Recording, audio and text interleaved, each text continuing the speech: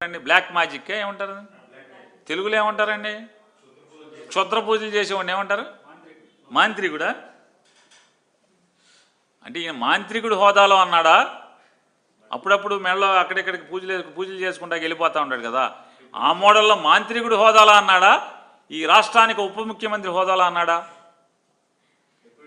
ఈ రాష్ట్రానికి ఉప ముఖ్యమంత్రి అయితే కనుక వెంటనే భారతదేశంలో ఉన్నటువంటి కేరళ నుంచో ఎక్కడి నుంచో సైంటిస్టులని ఇక్కడ లేకపోతే కనుక కేరళ రాష్ట్రం నుంచైనా సరే సైంటిస్టులను తీసుకొచ్చి ఆ చెట్లకు వచ్చినటువంటి వ్యాధి ఏంటో పరిశోధన చేయించి దానికి విరుగుడికి మందు కనుక్కొని ఆ చెట్లని బతికించాలి. తద్వారా రైతులు చచ్చిపోకుండా జీవం పోయాలి, చెట్టుకి పోయాలి, కోనసీమ రైతుకి పోయాల్సింది పోయి చేతపడి నేర్చినటువంటి మాంత్రికుల్లాగా ఆడి దిష్టి తగిలింది ఈడి దిష్టి తగిలింది దిష్టిలు తగులుతీయా?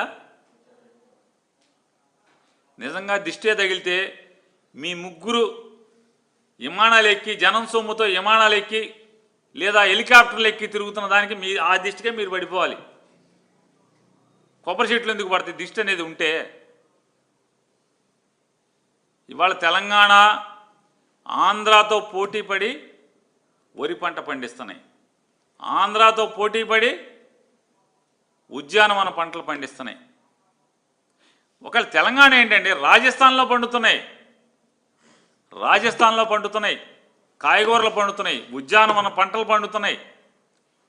టెక్నాలజీ మారిపోయిన తర్వాత ఇంకా ఈ చేతబళ్ళు మంత్రాలు ఈ అంటే పరిపాలించడం చేతకాక ఓటేసినటువంటి నమ్ముకున్నటువంటి ప్రజల యొక్క అవసరాలను ఎలా తీర్చాలో చేతకాక చేతిలో అధికారం ఉన్నప్పటికి కూడా దాన్ని ప్రజల కోసం కాకుండా వీళ్ళ సొంతం కోసం వీళ్ళ లాభాల కోసం వీళ్ళు బాగుపడటం కోసం తప్పితే వీళ్ళకి తెలిసిందేంటి అంటే అధికారం వీళ్ళు బాగుపడటం కోసం మాత్రమే తప్పితే ప్రజల బాగోగుల కోసం ఆ అధికారాన్ని వాడటం చేతకాక మాత్రమే ఈ చేతబడి పిల్లి మొగ్గలు చేస్తున్నాడు తప్పితే వేరే ఏమి కాదు పవన్ కళ్యాణ్ గారు అనేది మనకు అర్థమవుతుంది.